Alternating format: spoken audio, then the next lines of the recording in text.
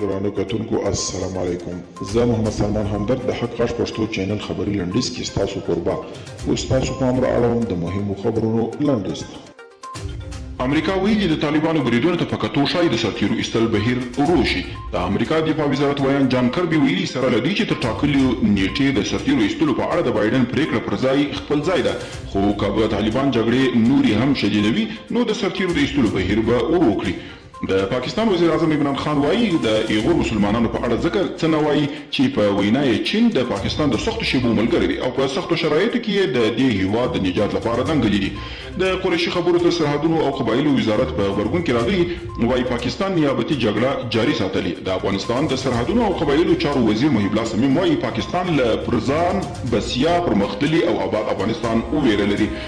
او د عثمان کاکړ د مړینې د لامل په اړه ګنګوسي کورنۍ یې وایي نوموړی وژل شوی او وایي چې هغه د خپل کور په میلمستون کې وهل شوی دی چې په سر یې څو ځایه د زخمونو نښانونه ښکارېدل.